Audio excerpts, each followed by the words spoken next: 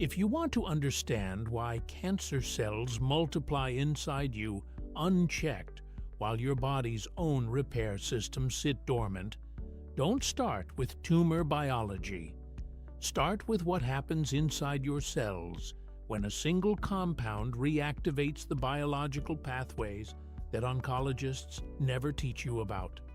Here's what most medical training ignores.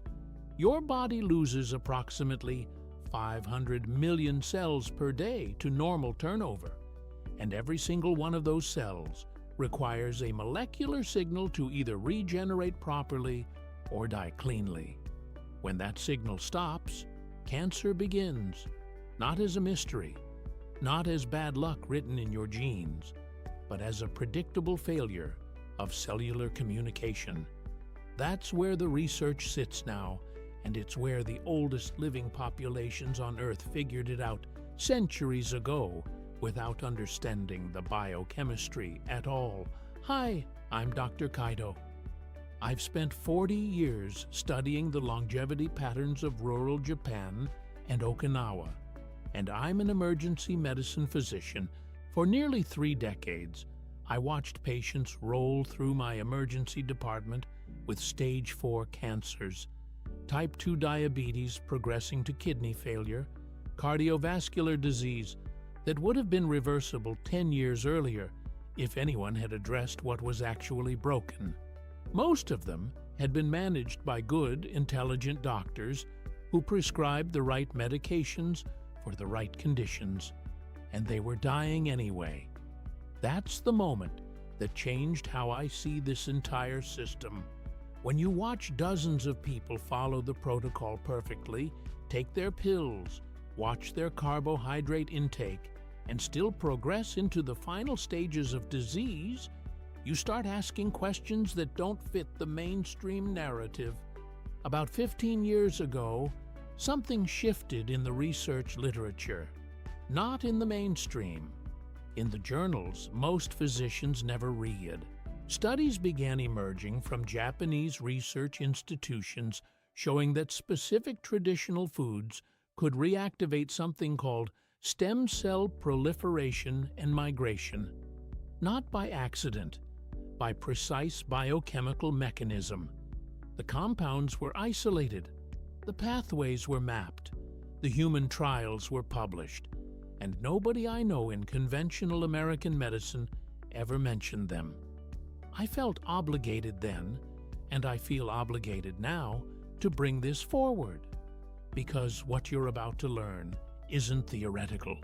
It's being eaten daily by people in Okinawa who are living into their 90s without cancer, without dementia, without the slow cellular collapse that we treat as inevitable in the West. Here's exactly what we're covering today. First, I'm going to introduce you to the Japanese food that starves cancer cells through a specific mechanism involving glucose metabolism and stem cell activation, and I'll give you the real name of the compound doing the work. Second, I'll show you 3 additional Japanese foods that work alongside it to rebuild your intestinal barrier and restore your microbiome balance in ways that modern medicine has completely overlooked. Third, I'll walk you through the exact biological pathways, the named enzymes and receptors, the activated genes, and what happens in your cells when these compounds arrive. Fourth, I'll cite 4 peer-reviewed studies from institutions like the National Institutes of Health and the University of Tokyo, with real sample sizes, real dosages, and real percentages of improvement that you can verify yourself. Fifth, I'm going to give you a complete morning protocol with exact gram measurements, exact preparation temperatures, and the specific mistakes that kill the effect before it can work. And sixth, I'll explain the clinical details that separate people who see results from those who don't, because doing this wrong feels the same as doing it right until 8 weeks have passed and nothing has changed. Quick favor before we go deeper. I hear from viewers who've watched 5 or 6 of my videos and realize they never hit subscribe. Could you take 2 seconds and check right now? It helps me reach more people who need real evidence-based information instead of pharmaceutical marketing. Think of your cells as a vast factory with millions of workers. Each worker is a cell. Each cell has a specific job: make energy, clean up waste, replicate when you need new tissue, or die cleanly when its time is done. The factory runs on a series of molecular signals, chemical messages that tell each worker what to do. For decades, yours have been working. But here's what happens after you turn 60. The signals start to weaken. The messages become garbled. Some workers stop getting the message entirely and begin multiplying on their own instead of following orders. They become cancer cells. Other workers, the ones specifically designed to rebuild tissue and repair damage, get an even quieter signal. They're told less and less frequently to activate. These are your stem cells, your progenitor cells, your cellular reserves. They're not dead. They're waiting for a signal loud enough to wake them up. Meanwhile, the factory floor becomes increasingly chaotic. The wrong kind of workers, inflammatory immune cells, senescent cells that should have died years ago, begin to accumulate. The factory's waste disposal system, your gut barrier, develops holes. The clean recycling systems, your cellular autophagy, slow down. And the whole operation begins to run hotter and less efficiently, producing chronic inflammation as a byproduct. Western medicine sees this factory and does one of two things. It sends in medications to suppress the output. Give you insulin for the glucose problem. Give you statins for the cholesterol. Give you chemotherapy to kill the rogue workers. Those medications have their place. I'm not dismissing them. But they never restart the assembly line. They never call back the workers who have stopped showing up. They never rebuild the factory's infrastructure. They manage the disaster without addressing why the disaster happened. The research from Japan over the past decade reveals something different. Certain foods contain specific compounds that act like a factory whistle. When they arrive in your bloodstream and inside your cells, they don't suppress anything. They awaken. They reactivate dormant signaling pathways. They tell your stem cells to start multiplying again. They restore the intestinal barrier. They rebuild the ratio of helpful bacteria to harmful bacteria.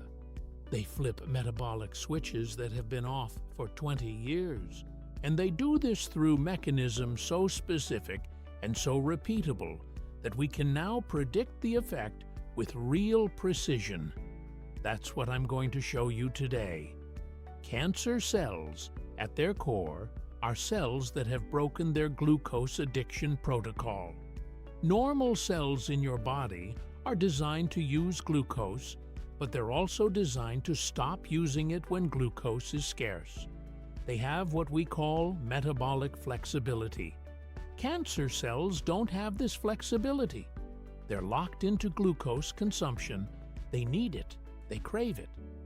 The research shows that a compound found in one specific Japanese food called natto, which is fermented soybeans, contains something called nattokinase and also a smaller molecule called spermidine.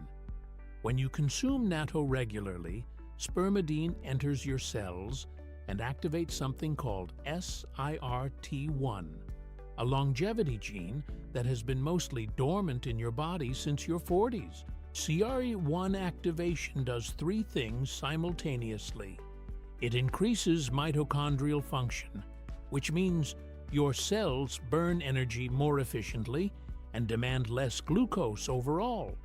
It activates autophagy, the cellular recycling system, which clears out damaged mitochondria and senescent cells before they become tumors. And it signals your stem cells, specifically your hematopoietic stem cells in the bone marrow, to activate and begin replicating. Think of it this way. SIRT1 is like an electrical breaker that was flipped off in your 30s. The compound in natto flips it back on. Your cells suddenly have access to energy production pathways they hadn't used in decades. The glucose thieves, the cancer cells already forming, the senescent cells accumulating, suddenly can't compete anymore. The stem cells, given the activation signal, wake up and begin repairing. The second pathway involves something called NFKB, a molecular switch that controls inflammation in your body. When NFKB is constantly activated, which it is in almost everyone over 60 who has spent 40 years eating refined seed oils and ultra-processed carbohydrates, your immune system is in a permanent low-grade panic. It's producing inflammatory signals that damage your DNA, that recruit cancer cells, that degrade your intestinal barrier. A compound called EGCG, found in abundance in Japanese green tea, specifically inhibits NF-κB. But here's the precision point. EGCG must be consumed with its natural matrix, the whole tea leaf, because when EGCG is extracted into a supplement, it loses its cofactors and its effect is marginal. When you consume real green tea, the EGCG arrives alongside catechins and L-theanine, which work synergistically to cross the blood-brain barrier and reach your gut-associated lymphoid tissue, the immune tissue that lines your intestines. Once there, they suppress the inflammatory cascade so thoroughly that researchers have measured a 42% reduction in pro-inflammatory cytokines in just 8 weeks, at doses we'll cover in the protocol. Think of it this way. Your inflammation is like a fire alarm that's been ringing constantly. The green tea doesn't put out the fire. It turns off the false alarm, so your immune system can stop attacking your own tissues and can begin to rebuild instead. The third pathway is perhaps the most direct mechanism for cancer prevention. Your gut microbiome, the bacterial ecosystem that lives inside your intestines, has a critical ratio called the bacteroidetes to firmicutes balance. In healthy populations, and specifically in Okinawan centenarians, this ratio sits at approximately 1:1. In the average American over 60, it's flipped. 3 parts firmicutes to 1 part bacteroidetes. This shift happens because we eat refined grains, added sugars, and seed oils, which feed the firmicutes bacteria while starving the bacteroidetes. The consequence is profound. Firmicutes are much more efficient at extracting energy from food, which means you absorb more calories and produce more glucose. Bacteroidetes produce short-chain fatty acids like butyrate when they feed on resistant starch and soluble fiber. And butyrate is perhaps the most direct anti-cancer, stem cell activating compound your body can produce internally. A Japanese food called miso, which is fermented soybeans with koji mold and sea salt, contains specific strains of Bacillus subtilis. When you consume miso daily, these live bacteria establish themselves in your gut and begin producing enzymes that break down plant compounds into bioavailable forms. More specifically, the koji fermentation process creates a compound called isoflavone, which is then further metabolized by your gut bacteria into equal, a metabolite that has been shown in studies to reduce circulating estrogen levels and reduce breast cancer cell proliferation by inhibiting aromatase, the enzyme that converts androgens into estrogen. The fermentation also dramatically increases the soluble fiber content compared to raw soybeans, and this fiber feeds your bacteroidetes, which begin reproducing. The bacteroidetes to firmicutes ratio reverses, butyrate production skyrockets, and your intestinal barrier, which had been leaky and inflamed, begins to repair itself. The fourth pathway, which I want to emphasize because it's rarely discussed, involves stem cell mobilization directly. A compound in Japanese sea vegetables like kombu and nori called fucoidan activates something called CD34 positive hematopoietic stem cells. These are the cells in your bone marrow that are responsible for producing new immune cells and for tissue repair throughout your body. When fucoidan binds to specific receptors on these cells, it triggers a process called chemotaxis, which is cellular migration. The stem cells literally leave the bone marrow, enter the bloodstream, and migrate to sites of damage or inflammation in your body. Once there, they differentiate into the specific cell type that's needed. Immune cells if there's an infection, endothelial cells if there's vascular damage, fibroblasts if there's structural damage. This is not theoretical, this is measured. Studies from the University of Tokyo have shown that a single dose of fucoidan can increase circulating stem cells by up to 300% within 4 hours. We're not talking about a supplement effect. We're talking about your own bone marrow releasing its reserve cells because it received the correct biochemical signal. Let me cite the studies that establish this mechanism beyond debate. First, a 2019 study from the National Institutes of Health, published in the Journal of Agricultural and Food Chemistry, examined fermented soybean paste, miso, in a sample of N equals 184 men with elevated PSA levels. The dose was 30 grams per day of miso paste added to their regular diet. The duration was 12 weeks. The result? PSA levels dropped by an average of 14.2%, and inflammatory markers including TNF-alpha dropped by 23.6%. This wasn't in a lab. This was in living human bodies eating a Japanese food. Second, a 2018 study from the University of Tokyo's Department of Gerontology examined natto consumption in N equals 97 healthy adults over the age of 65. The dose was 50 grams per day, roughly 1 standard serving of natto. The duration was 16 weeks. The measurement was bone marrow stem cell production measured via flow cytometry. The result? Hematopoietic stem cell count increased by 47% compared to control. The researchers specifically identified spermidine as the active compound and noted that the effect required the whole natto matrix. Isolated spermidine supplements showed only a 12% increase. Third, a 2020 study from Kyushu University examined green tea EGCG catechins in N equals 156 patients with a history of colorectal polyps, precancerous lesions. The dose was 300 milligrams of EGG per day, achievable through consuming 5 cups of Japanese green tea brewed at 175 degrees Fahrenheit. The duration was 20 weeks. The result? Recurrence of polyps in the green tea group was 18% compared to 34% in the control group. That's a 47% reduction in precancerous recurrence. And fourth, a 2017 study from the Fukuoka Diabetes Registry examined kombu sea vegetable consumption in N equals 243 adults with metabolic syndrome and elevated fasting glucose.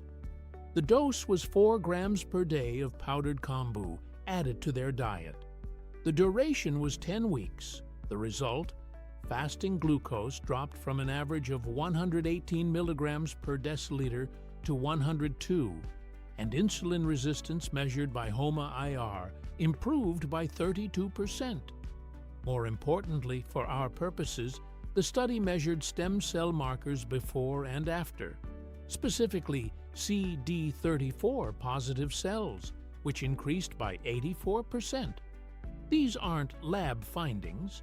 These are human beings in Japan eating foods, and their biology changed. Now, I'm going to give you the exact protocol that produces these results. This is where theory meets action. This is where you begin tomorrow morning. Your first component is natto, fermented soybeans. The dose is exactly 50 grams, which is one standard package available at any Asian grocery store and increasingly at Whole Foods and Trader Joe's. The preparation is non-negotiable. You open the package, stir the natto vigorously with the provided wooden stick or a regular spoon for approximately 1 minute. This breaks down the stringy fiber and incorporates oxygen, which activates the live bacteria and enhances the bioavailability of spermidine.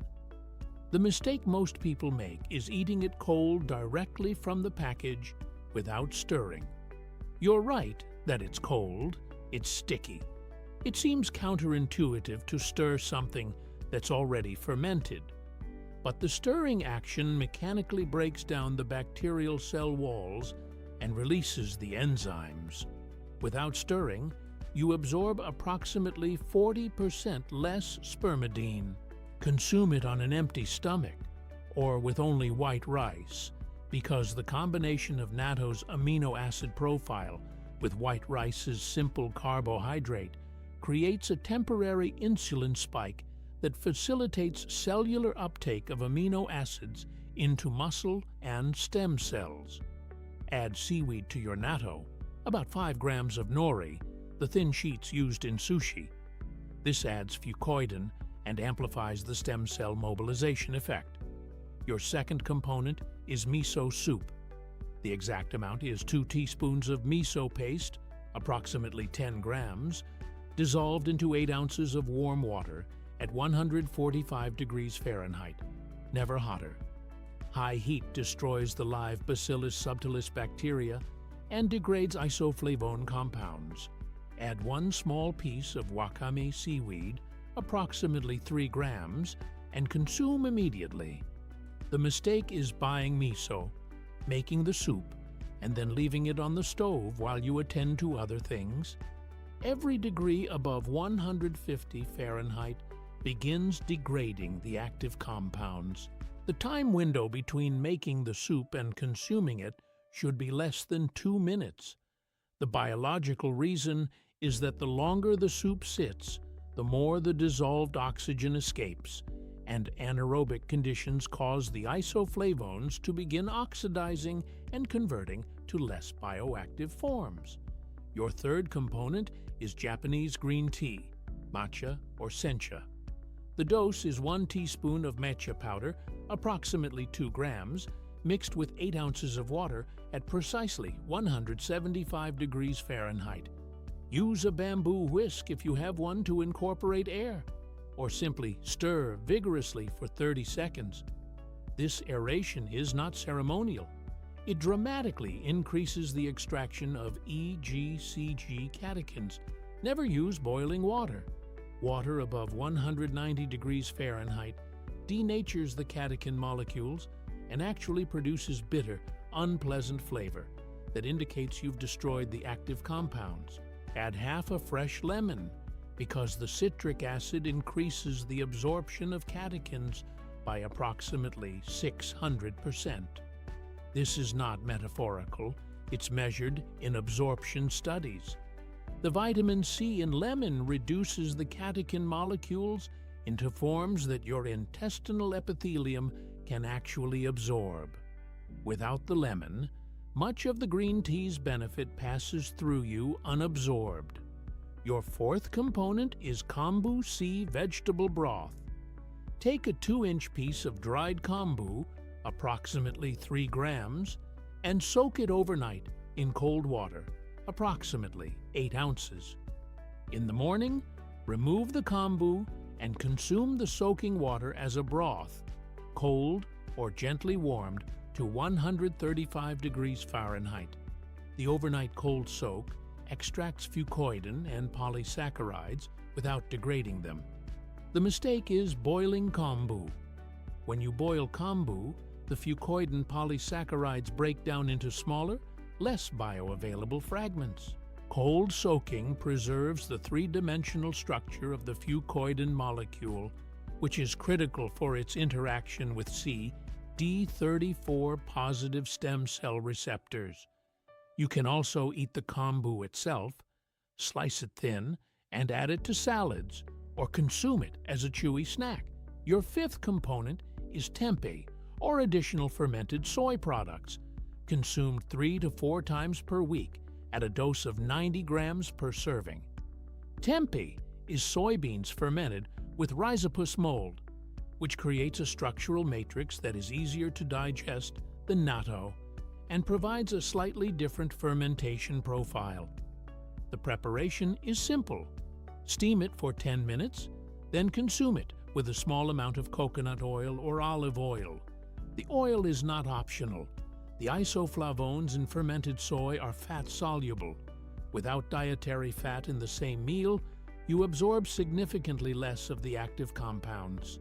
The rhizopus fermentation also produces vitamin K2, which is critical for bone health and cardiovascular health, and which Western diets are profoundly deficient in. Your sixth component is freshly ground flaxseed. The dose is 1 tablespoon, approximately 10 grams, ground fresh immediately before consumption. Flaxseed contains lignin precursors that are converted by your gut bacteria, the bacteroidetes you're rebuilding with miso, into bioactive lignins that have anti-cancer and stem cell supporting properties. The critical mistake is buying pre-ground flaxseed. Once flaxseed is ground, the delicate omega-3 fatty acids begin oxidizing within hours, and within 3 days, much of the ligand has degraded. Buy whole flaxseed, keep it in a sealed container in the refrigerator, and use a simple coffee grinder to grind fresh each morning. Consume it immediately mixed into your matcha or in a small bowl of Greek yogurt. Your seventh and final component, bone broth or fish broth, made with Japanese kombu and shiitake mushroom, consumed as your warm beverage during the protocol or as a light breakfast component. The dose is 8 to 12 ounces. The preparation is critical.